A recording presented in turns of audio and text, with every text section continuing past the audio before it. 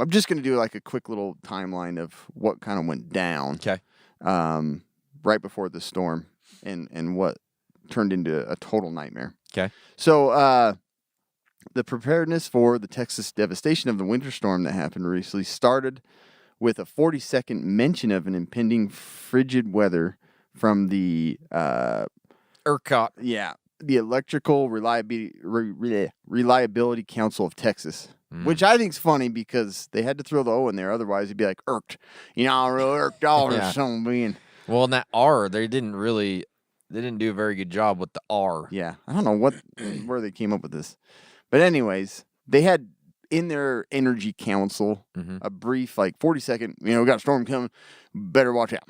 And that was amongst themselves. Then, February 9th, 10th. 10th, okay. CPS Energy said it was preparing for severe weather and possibility of outages. While it's too early to say what kind of impact the wintry precipitation will have on CPS Energy's equipment or the Electrical Reliability Council's grid, they're going to monitor the weather and temperatures. So they didn't give like a really good, clear warning of how bad the storm could be, but they started to.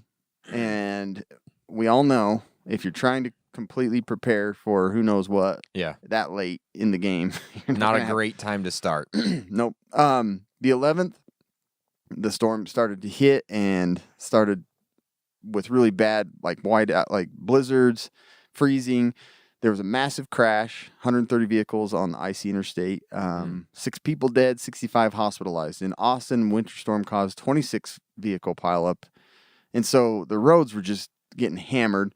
People are still trying to go 100 miles an hour out there. Yeah.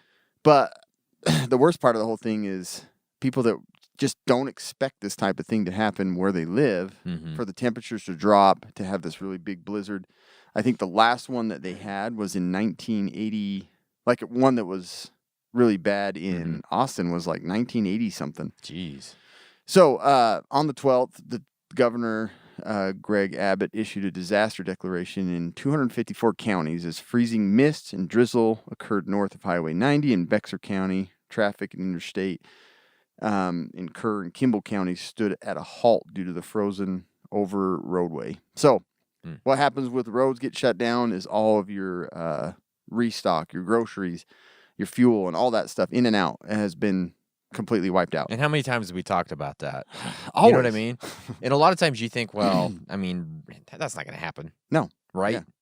And so San Antonio Mayor Ron Nirenberg, Bexar County Judge Wolf issued a joint declaration urging residents to take proper precautions. 13th, this is 9, 10, 11, 12, 13, 5 days in. Okay. And the storms are already happening.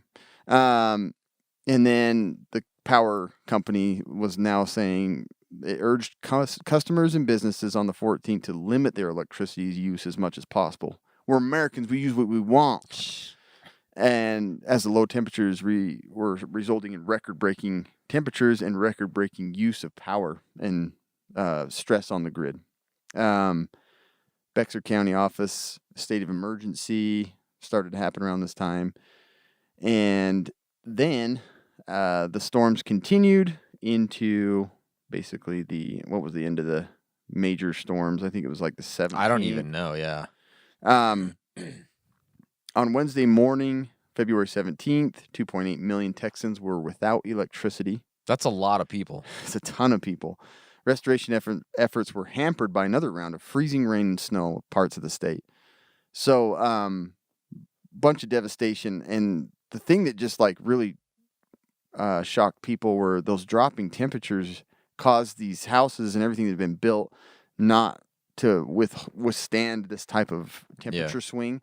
You had ruptured pipelines. Yeah. And then the complication with that is not only losing your water, but the contamination into the system. And so then there was a boil order that went into play of make sure whatever water you can't get needs to be boiled. Yeah. And so how do you boil water with no power? With no power.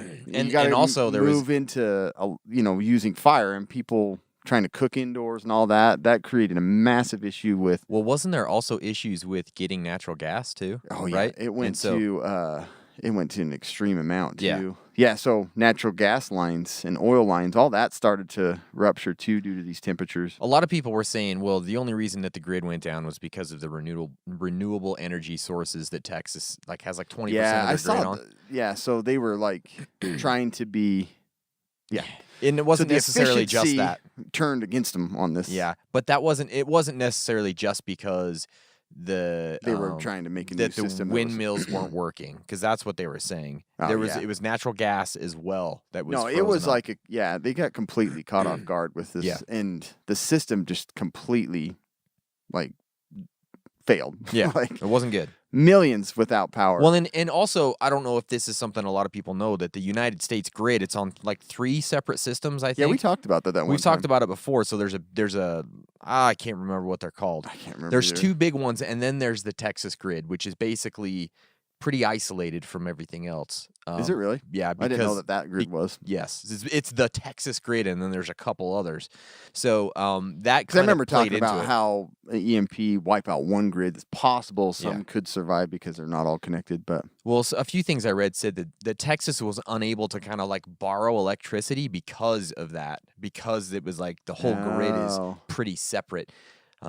So Texas anyways. was borrowing to start No, it, too? they couldn't. They couldn't Yeah. because of that. Okay, that makes sense. That could be wrong, but that's it what was just I read. this restore of power effort was just failing, and it went on for over a week. Mm-hmm. That's a long time in really nasty weather. It's a very long time. So one day without power in the cold, it's not good. It's just too much. I had some friends down in Texas, well, some people I know of, and I was kind of following them on Facebook, and their pipes froze and burst. They didn't have, that's what I'd heard. Didn't have power. It was a Some people bad week. Said the same thing. They said that, everybody was trying to work and help each other, which is pretty cool. Yeah. The Texans were all... But you can only do so much for each other when none of you are prepared, Yeah, exactly. And then the fact of power outages and bursting pipes, people started to resort to cooking indoors with fire and using generators indoor. And then we don't even know the total death toll. It's at 80 something right now. But overall, from the contaminated water systems, the sickness that came on, not to mention the COVID issues. Yeah. Mm-hmm. And then you've got the problems with I was just going to read some of the things that I thought was pretty freaking horrible to hear in the United States, of all places, Mm-hmm. I'm saying we're great and Texas is great, but the deaths here, they said, let me pull this up. The one thing that I thought was I couldn't believe was they found an 11-year-old boy was found frozen in his bed. His family told the Houston Chronicle a grandmother and 3 children died in a house fire as a result of trying to stay warm.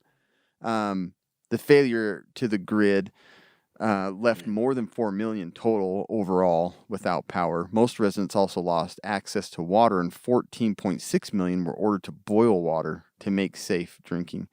So, and like I was saying with the boiling water, that's a ton of people using other resources to create power and energy to boil water. Exactly. And you're lacking it. And they figure, so far nearly 80 people have died as a result, according to the Associated Press. So, that's anyways, crazy. The complications were from ruptured pipelines to closures of roads. Groceries got cleaned out. The damage to just businesses, too, from ruptured pipes. Everything shut down. And to be given just this little amount of time to prepare for a storm that you've never even thought about preparing for, which is, the devastation. It's hard. Is pretty clear of why that would happen. Well, it's just they just weren't ready. It's for like it. us here. Why would we ever prepare for a hurricane? You know what I mean? In Utah, but obviously that's a pretty much zero chance. But in these other places, once in a while, these 100-year storms come through, and it does happen. And I think they found the snowfall.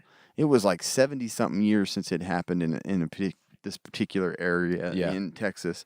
And then, not to mention, does people that aren't preppers, the food and having groceries cleaned out, not only is the water an issue and boiling and cooking food with the water, then you've got a lack of food because there's no transportation in and out. Yeah. There's no restocking. There's no power to those systems. So any of the frozen foods you could just throw outside. But, there's just tons of risks that go along with this. So that's why we were like, it's really something you have to consider. We always talk about the specifics of your area and what risks you could face, but you still have to look outside of these rare things that could happen. Like Utah getting a tornado, you wouldn't have thought could happen, and it happened. It's happened. But anyways, this was pretty devastating, and we probably won't know the real death toll from it for months. But it was way more than it should have been.